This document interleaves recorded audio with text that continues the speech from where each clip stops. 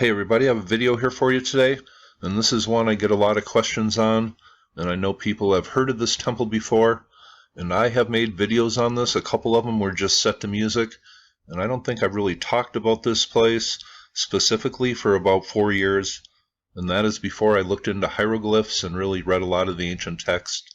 So I was just guessing at that point and relying on what other people were saying, but let's go down today to the Temple of Horus at Edfu, and this is one of the most ancient and most important spots in Egypt.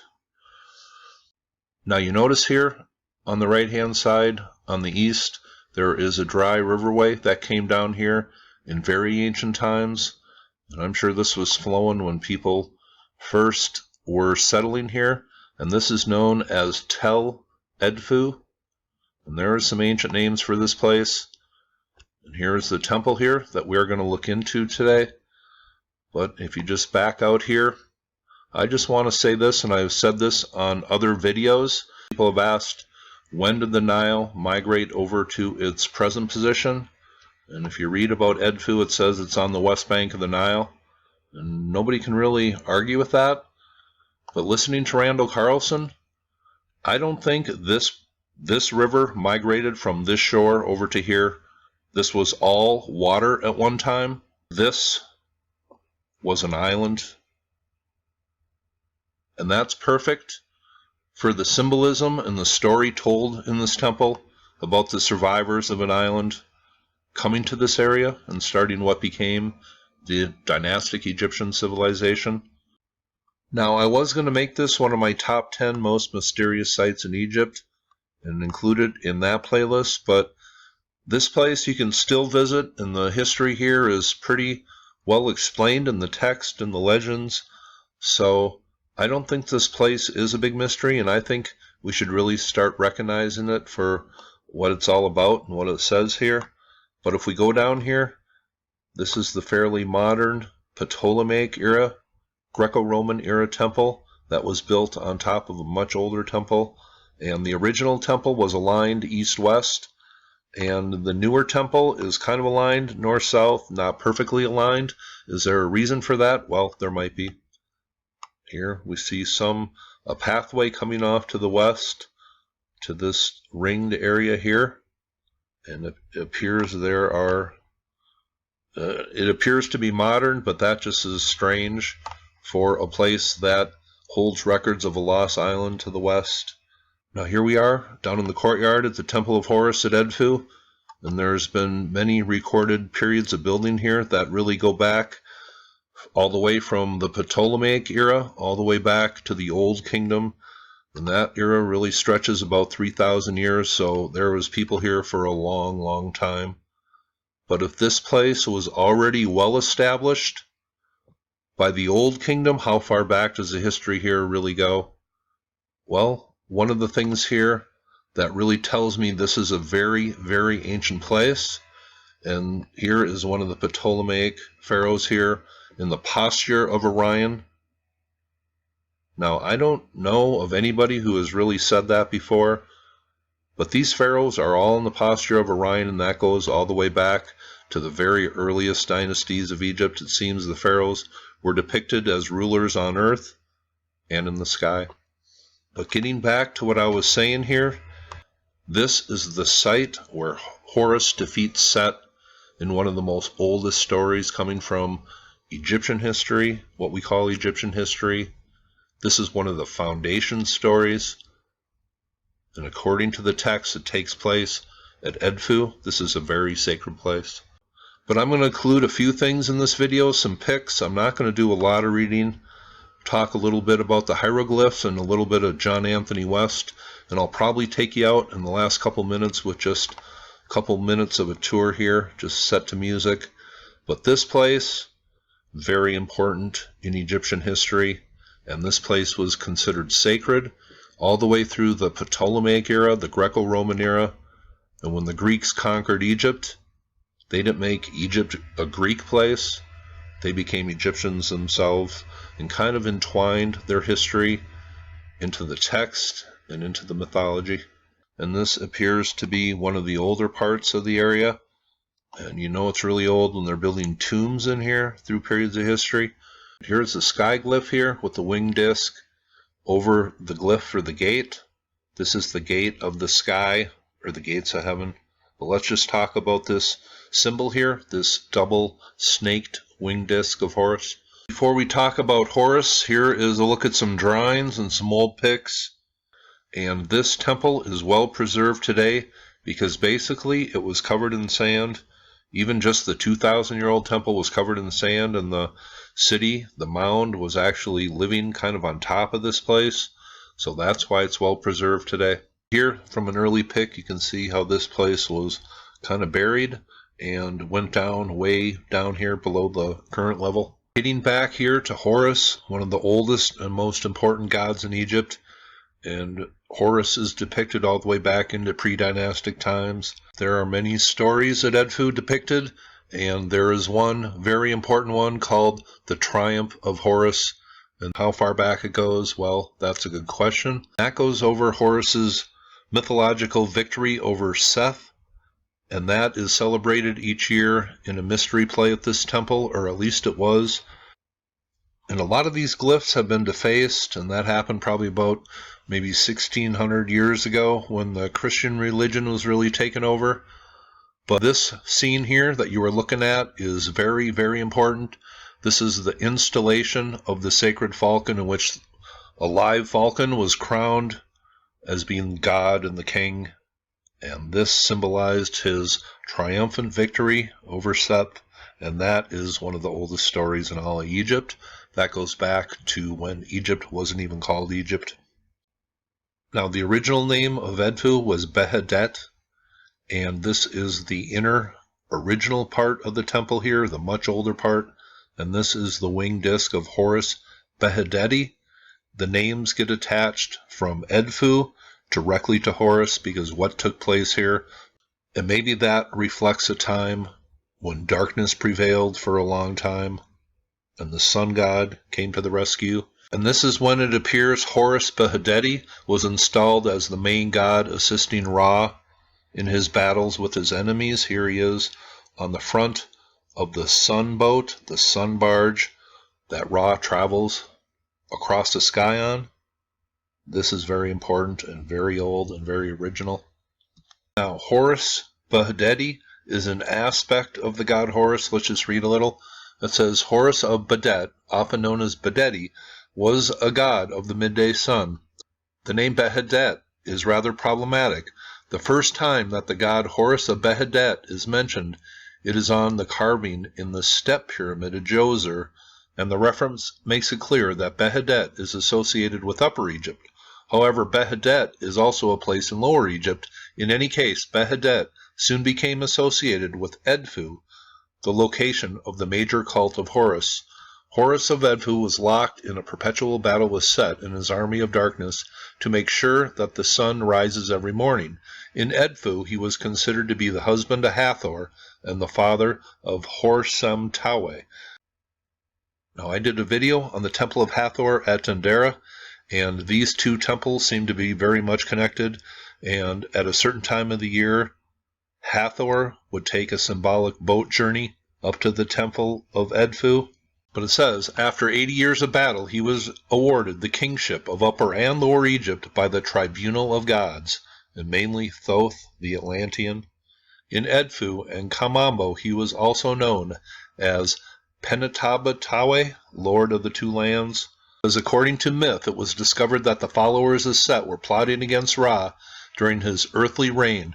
Ra sent his son, Horus, who flew into the sky in the form of a winged disc. From the sky he could see all of Ra's enemies, and he swooped down like a falcon and attacked so ferociously that they ran away. Horus was then given the town of Edfu for his efforts. The plotters then changed themselves into crocodiles and hippopotami and attacked Ra's solar boat, and there is depictions of that at the temple itself. But it says, to protect the solar boat, Horus took the form of a winged sun disk and perched on the ship's prow. But just finishing up this reading here, it says, Ra decreed that the winged sun disk would henceforth be inscribed on every temple and shrine in recognition of Horus's victory.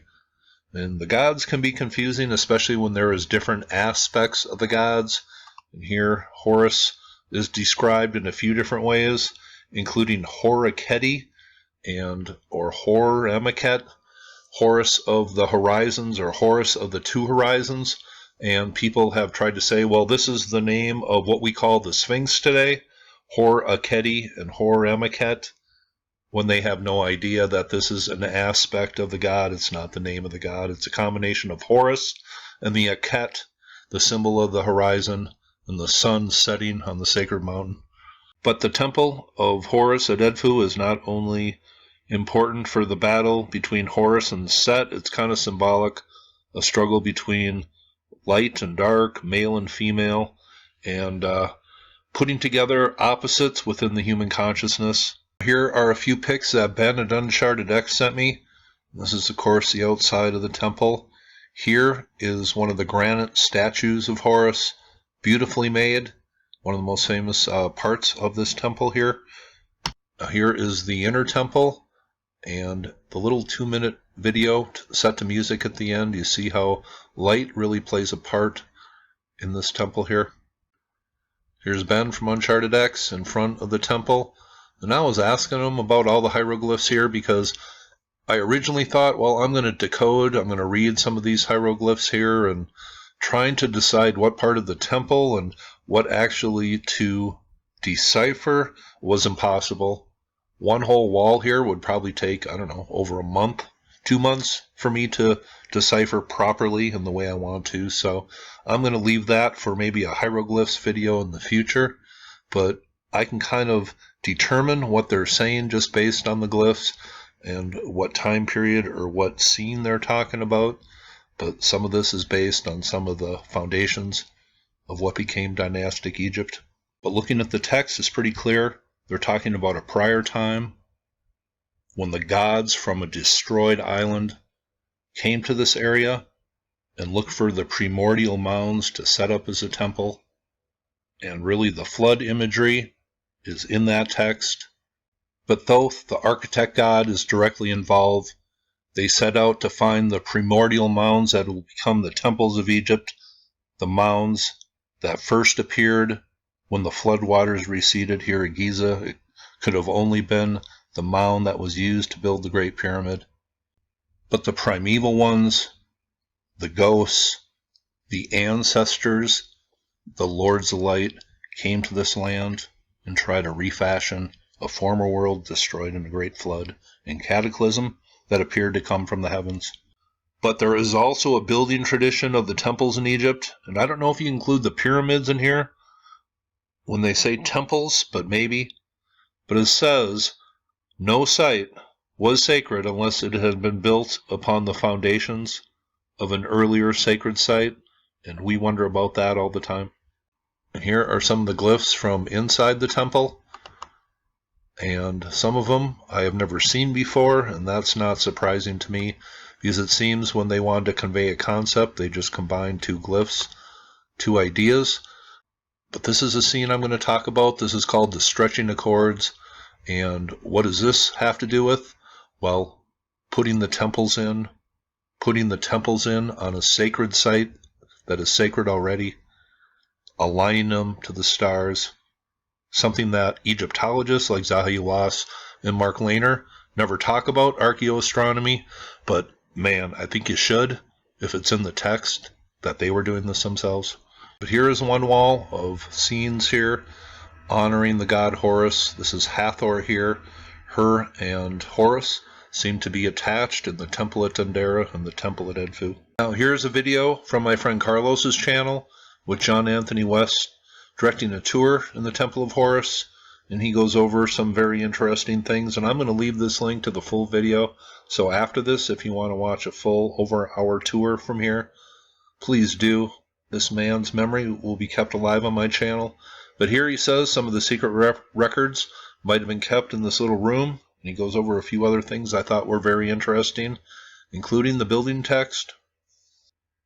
Now the Greeks, when they added on to this temple and retranscribed old stories that were kept here, But it seems they did a fairly good job of putting their stories in Egyptian style, in Egyptian glyphs in this inner temple.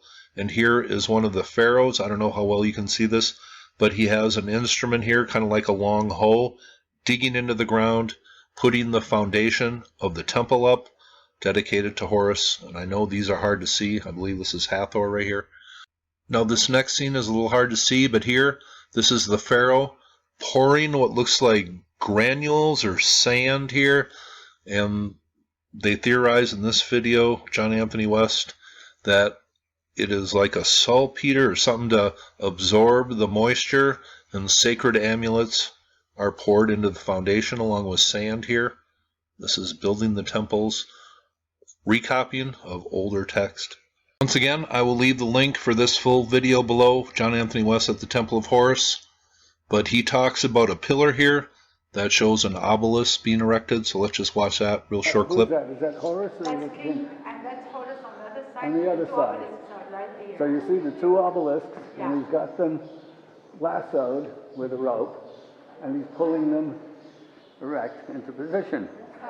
So okay, either these are very small obelisks, or this is merely symbolic, but so, as I said, in Egypt, you can have all the theories in the world, and when you find something that looks like evidence, this looks sort of like evidence. In other words, the king is the embodiment of all the people, so it's not just that the king is showing off that he can raise an obelisk. He's basically saying that this is how we're doing it, this is how it's done. And, you know, when I was going through the demonstration at the Hatshepsut obelisk the other day, and we were discussing, can you really do it that way? Well, we don't know. But it seems like the original temple and the text comes from a time thousands of years ago. The first time it is described as Zeptepi, we know it as, an age long ago where a group of divine beings known as the Seven Sages or the Builder Gods came to Egypt. And this is the only temple in Egypt where they are described as the Seven Sages, just like every other place in the world that had pyramids built and seems a sacred old story. There were 7 beings who brought civilization to that part of the world, while here in Egypt, this is the place where it is described as. The 7 sages, the builder gods, the primeval ones, come to the Nile Valley to resurrect the temples of the former world. We are told that this former world of the gods was destroyed by a flood and a serpent that came down from the heavens. We are told this island was in the middle of the sea, and it got covered with waters after a great cataclysm. Is this the Atlantis story? Well, it certainly echoes what Plato said. Even the time period, what is reflected seems to match, and it also reflects the Mayan story of a great island being destroyed by a serpent and an island being flooded. Is this Atlantis? Well, it certainly seems that way. But here is the Maya story in glyphs that shows the destruction of the world. Here, the mother goddess pouring water and destroying the world, and the god of death dancing on the earth. Thunderbolt or arrows being poked into the earth. Really, it's the same story from Plato, the Egyptians, and the Mayans.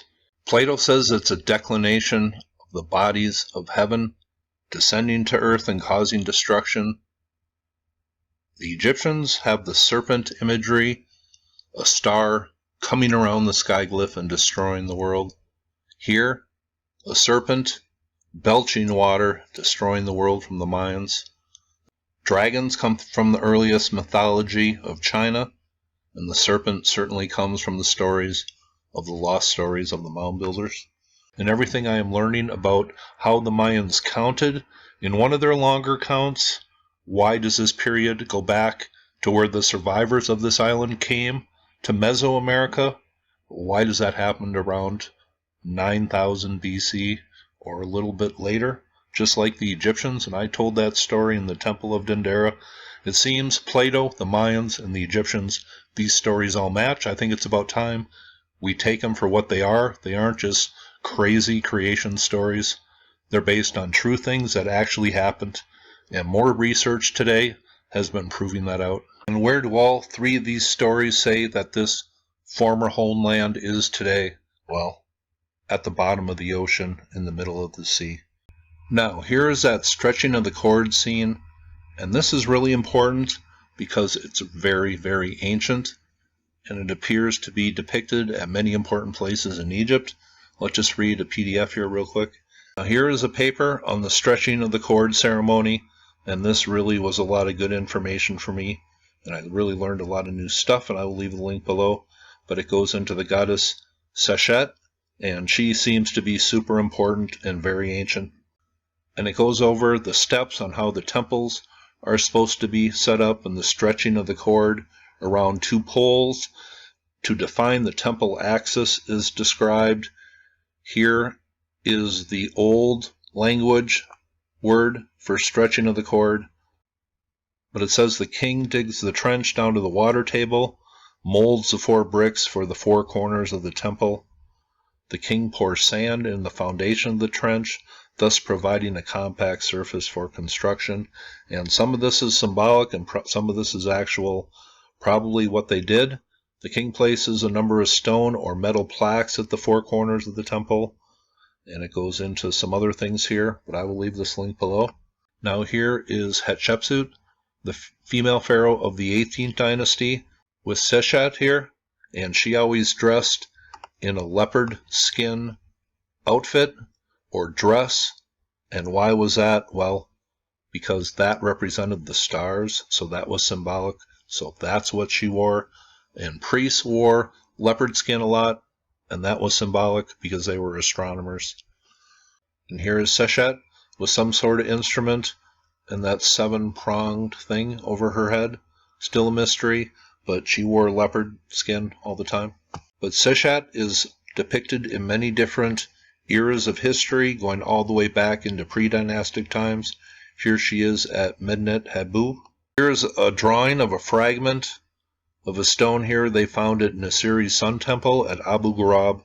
So there are many depictions of this, and it seems to be very important at many different places in Egypt, stretching thousands of years.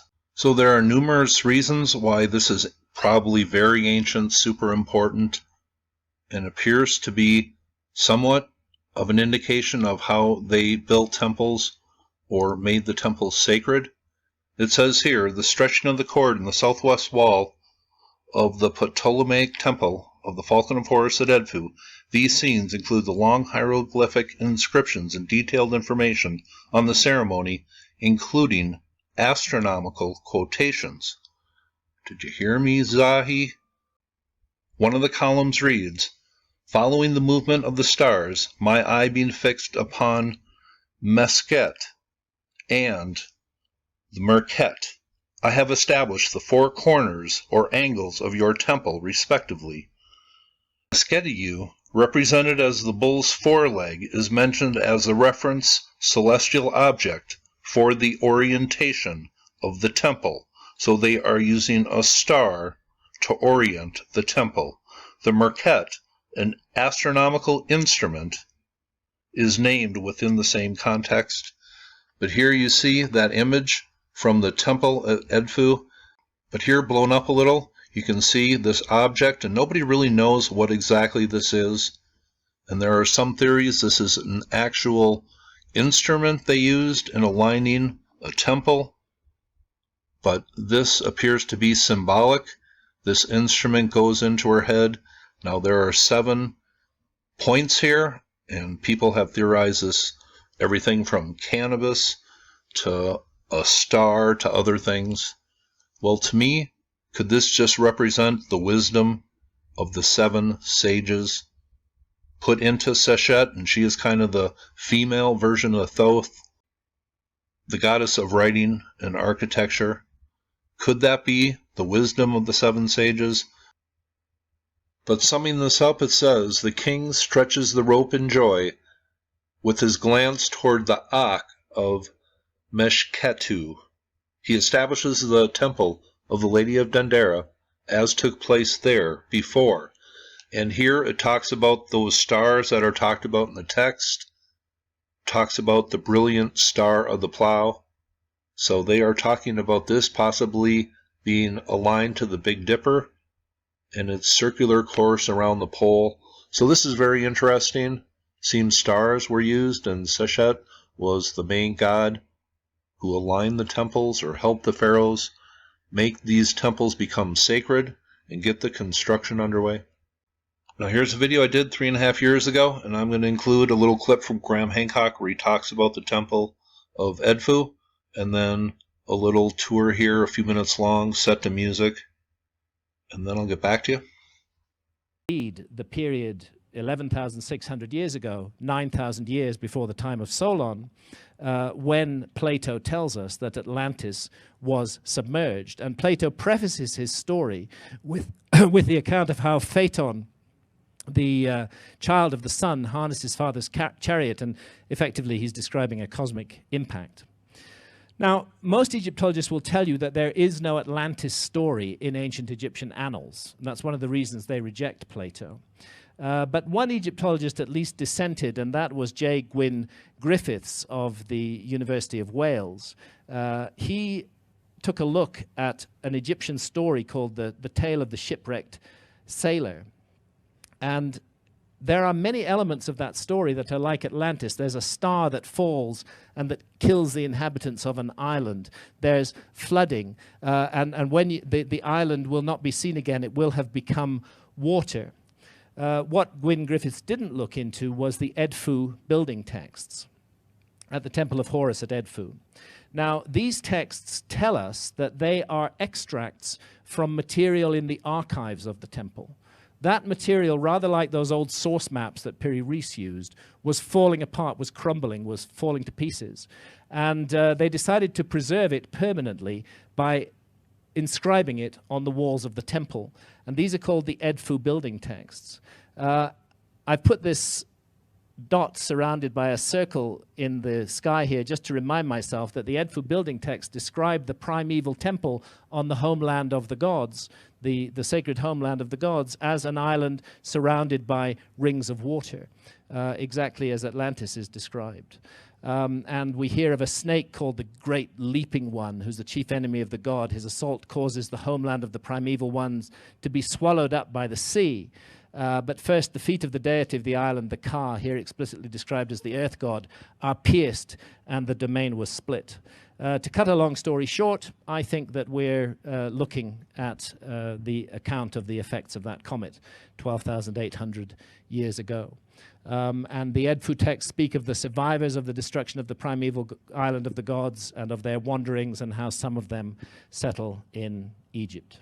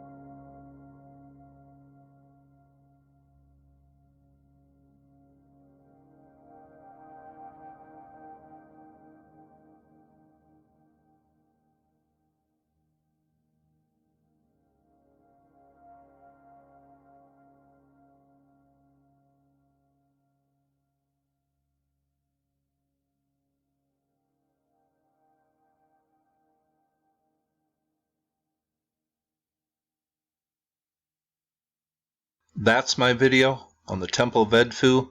Is this slightly north alignment aligned to what the ancient text says it is? Well, that's your homework assignment. I have made this video long enough, but this temple seems to echo a prior time that is hinted at by other civilizations. 7 people came to this place in ancient times and started a previous world on primordial mounds. Hope you thought that was cool. You all have a very nice day.